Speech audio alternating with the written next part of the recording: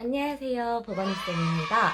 앞전 영상에서는 창의적인 답변을 구성하는 방법에 대해서 설명을 드렸죠. 지금은 2022 개정 교육과정에 대해서 한번 살펴보려고 합니다.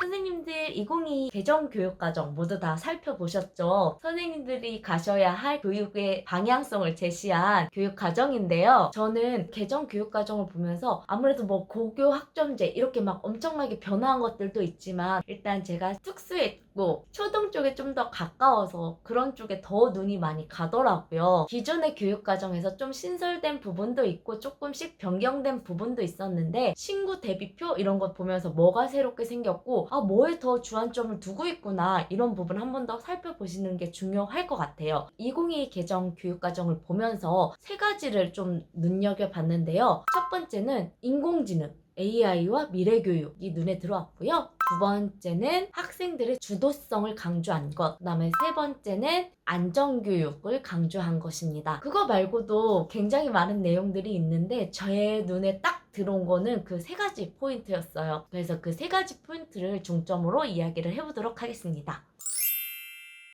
첫 번째로는 인공지능이랑 미래 교육이에요. 요즘 학교 현장에는 시도교육청에서 미래학교, 인공지능 선도학교, 인공지능 교재를 활용한 교육, 인공지능 교구를 활용한 교육 엄청나게 투자를 하고 있습니다. 저희 학교도 인공지능 선도 학교인데 지금 많은 학교에서도 인공지능 교육을 하고 있고 인공지능 관련된 전문 교사를 양성하기 위해서 교육청에서 엄청난 노력을 하고 있어요. 그러니까 인공지능 교육은 이제 우리가 반드시 생각해야 되는 교육적 방향인 거예요. 그래서 선생님들께서도 인공지능 교육을 내 교과와 어떻게 연계시킬 수 있을까 꼭 생각을 해보셨으면 좋겠습니다. 인공지능이나 디지털 미디어 기기의 사용이 코로나19로 인해서 우리의 과학적 기술의 발달과 온라인 플랫폼의 활용 너무 급속하게 발전을 했어요. 교육에서도 그거에 발맞춰서 나가는 게 아니라 어떻게 보면 우리는 미래 시민을 양성하는 거기 때문에 좀 더 한 발짝 앞서 있어야 되고 미래의 사회를 살아갈 역량을 가르치는 게 교사잖아요. 그래서 좀 미래를 보는 눈을 가지셨으면 좋겠어요. 그래서 요즘 핫한 게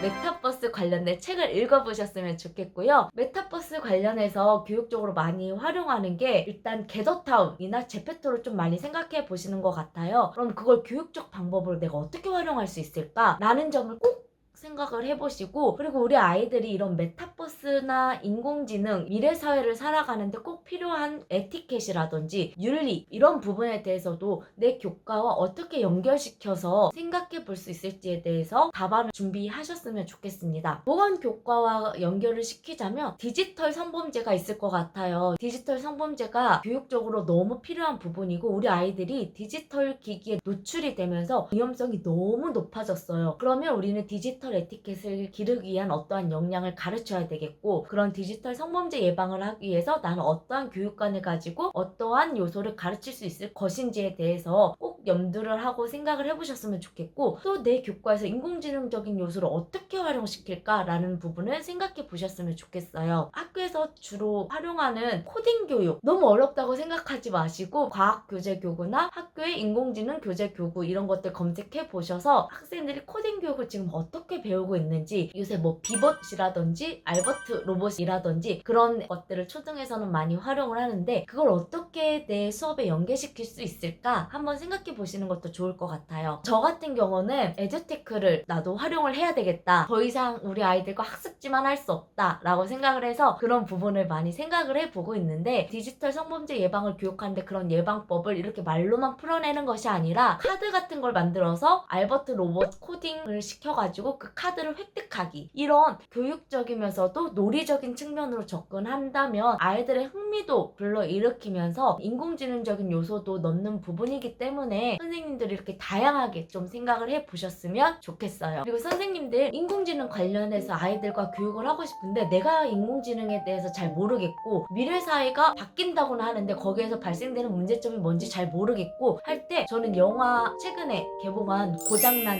논 있잖아요. 그거 보면서 엄청난 많은 생각을 했어요. 결국 우리 아이들이 나중에는 로봇과 친구를 맺는 시간이 올 거고 그러면서 실질적인 친구보다 로봇과 더 친하게 지낼 수도 있을 텐데 텐데 거기서 발생되는 그런 문제점, 그리고 내가 그 로봇을 사용하면서 내가 주는 데이터가 그 회사한테 빅데이터로 되는데 나의 정보 노출, 사생활 노출 이런 부분을 어떻게 해소할 수 있을까, 이런 부분에 대해서도 많이 생각을 주는 영화였거든요. 선생님들도 그걸 보면서 우리 반 아이들과 로봇과 친숙하게 하는 그런 시간을 갖고 싶어, 그러면 내 친구가 될 수 있는 로봇을 한번 그려보자, 이렇게 수업을 이끌어갈 수도 있는 거고, 아니면 그런 개인정보, 우리 아이들이 개인정보 유출이 어떻게 되는지 사실 몰라요. 저도 몰랐어요. 인공지능은 우리가 이렇게 쓰면 쓸수록 인공지능은 학습을 해가면서 자기의 데이터를 늘리는 거거든요. 그렇게 되면 어쩔 수 없이 발생되는 문제점들이 있어요. 내가 어떻게 우리 아이들에게 교육을 시켜서 그런 개인정보 유출을 막는다든지, 개인정보가 나쁜 데에 악용되지 않도록 우리는 어떤 방법을 생각해 볼 수 있을지에 대해서 학생들과 토론할 수 있는 기회를 가질 수도 있는 거니까 그 고장난 론 영화를 보는 것도 추천해드립니다. 그리고 두 번째는 학생의 주도성이죠. 뭔가 주도적으로 시작을 해야 이루어지는 거잖아요. 사실 생각해보면 우리가 헬스장 끊는 거랑 똑같은 것 같아요. 이제 운동을 할 거야 하고 등록을 하죠. 그리고 PT도 끊습니다. 근데 마음이 해이해져요. 나의 주도성이 없으면 아무리 좋은 PT 선생님을 만나도 내 몸은 변화되지 않는 거거든요. 이거와 똑같이 학생들에게도 주도성을 길러주는 게 굉장히 중요한 부분인 것 같아요. 특히나 최근에 오프라인, 온라인 수업 연계되면서 온라인 수업은 특히 주도성이 너무나 중요한 영역으로 떠오르고 있거든요. 온라인 수업을 할 때 내가 어떻게 동기 유발을 할 수 있을까? 내가 오늘 너무너무 어려운 주제를 가지고 수업을 한다 라고 하면 더더더 학습자 흥미 유발을 위해서 노력을 하셔야 되겠죠. 내가 학교에 가면 온라인 수업을 당장 해야 된다고 생각하고 온라인 수업에 대해서 좀 자세히 알아보는 시간을 좀 가지셨으면 좋겠고요. 그것을 바탕으로 학생들의 흥미를 어떻게 불러일으킬까, 어떻게 학습자의 온라인 수업 콘텐츠를 클릭하게 만들 수 있을까, 그런 생각을 해보시는 것도 참 도움이 될 것 같습니다. 그리고 세 번째는 안전인데요. 안전은 예전에도 중요했고 지금도 중요하고 미래에도 중요할 거예요. 안전에는 7대 안전 영역이 있는데 그거는 선생님들이 꼭 찾아보시고, 보건적인 측면에서 중요한 거는 성폭력 예방 교육이라든지 학교에서 일어나는 그런 학교 폭력 문제, 학대 피해자, 폭력 피해자, 이런 학생들이 보건실을 찾아왔을 때 어떻게 할 수 있을지에 대해서 생각을 해보시는 게 좋을 것 같고요. 문제 상황이 발생했을 때 우리는 자칫하면 큰 혼란에 빠지면서 피해자 중심이 아닌 나의 과정적, 절차적인 부분에 더 신경을 쓰게 될 수도 있어요. 예를 들면 이제 학생이 선생님을 믿고 선생님 저 성폭력을 당한 것 같아요. 근데 너무 무서워서 엄마한테 말도 못했고 어떻게 해야 될지 몰라서 선생님께만 말씀드려요. 라고 말을 했어요. 그 이야기를 들은 나는 갑자기 생각이 들죠.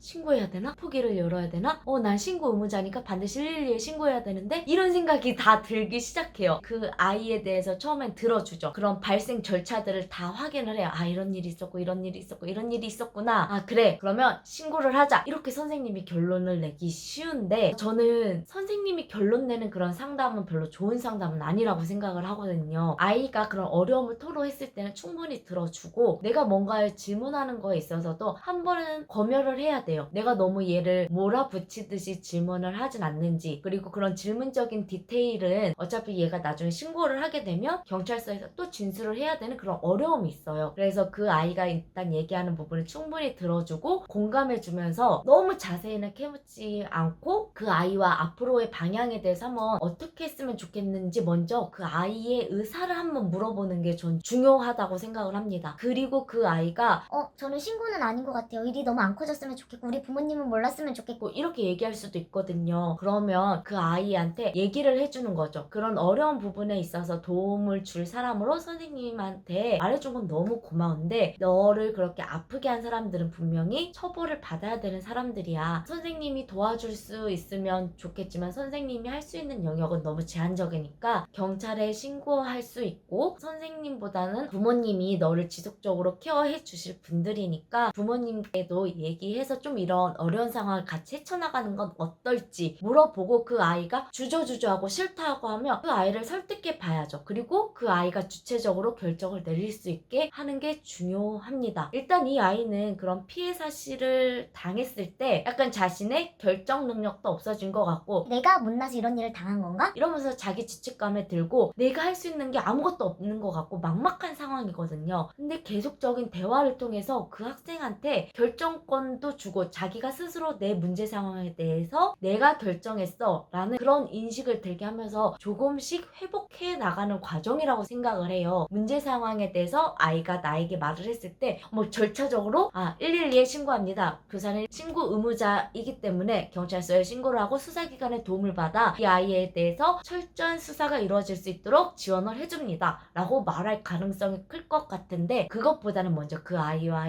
형성된 라포 속에서 그 아이가 주체적으로 결정을 해서 나는 오로지 너를 도와주는 사람이야 라는 인식을 갖게 하는 게 더 중요하다고 생각을 합니다. 그리고 어려운 문제들은 교감선생님, 교장선생님, 안전생활부장님 좀 논의를 해야 되는 부분이기 때문에 오롯이 나 혼자 이겨낼 수 있는 문제 사항은 아니라고 생각을 해요. 그래서 그런 선생님들과 함께 어려움을 헤쳐 나갈 수 있도록 학생과 이야기를 해야 되고, 그 피해 학생이 신고를 하겠다고 결정하면 신고를 했을 때 그 수사 과정에서 이 아이가 최대한 다치지 않게 2차적인 가해가 되지 않도록 선생님이 항상 보호해주는 역할 해주시는 게 좋고, 그리고 그 아이의 피해 상담 이런 부분도 잘 연계를 해주셔야 됩니다. 그 아이가 잘 회복하고 학교에 잘 적응해서 이 피해자가 더 이상 숨지 않는 사회를 만들어 가야 되는 거잖아요. 아이가 학교 생활에 잘 적응할 수 있도록 도와주는 것도 선생님의 역할, 가정과의 연계를 통해서 지속적인 회복이 이루어질 수 있도록 해주는 것도 선생님의 역할이에요. 당황할 수밖에 없고 민감한 문제일수록 선생님의 침착함 굉장히 중요하고요. 피해 학생이 우선이고 피해 학생의 안전을 도모하는 데가 1순위고요. 학부모님 교육도 필요한 부분이죠. 막상 내 아이가 그런 큰일을 당했다고 하면 놀라고 무서운 마음에 그 아이를 다그치게 되는 것 같아요. 왜 그랬어? 무슨 일이야? 엄마한테 왜 얘기 안 했니? 그런 부분이 아이를 더 불안하게 만드는 요소고, 내가 뭘 잘못했나? 내가 잘못해서 생긴 일인가? 이렇게 피해의식이 생길 수 있는 부분이니까 학부모님께 알릴 때도 어떻게 아이와 상담을 해야 되는지, 아이의 불안을 유발하지 않게끔 상담을 하는 방법에 대해서도 코멘트를 해주시면 학부모님도 아이와 상담함에 있어서 좀 더 방법적인 측면을 알 수 있을 것 같아요. 그러면서 학교와 가정과 잘 연계돼서 그 아이도 학교 생활을 잘 적응할 수 있을 거라고 생각을 합니다.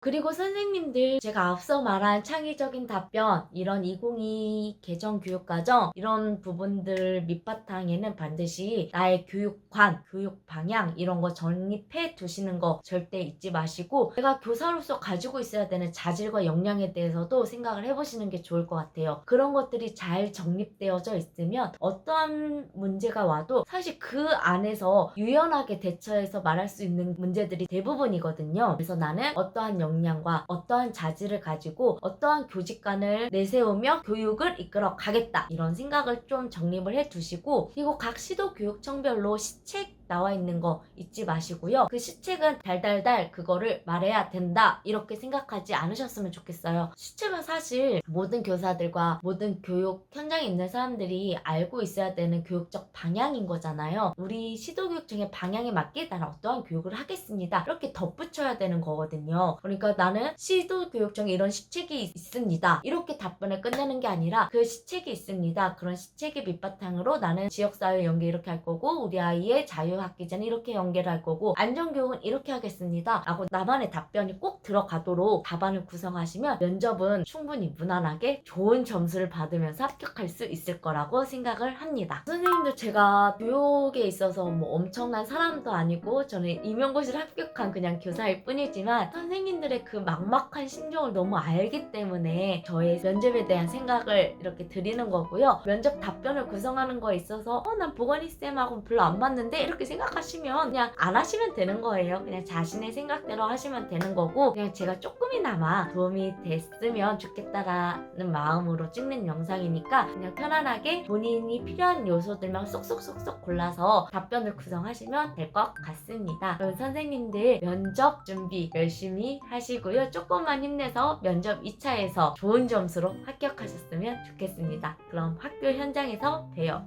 안녕!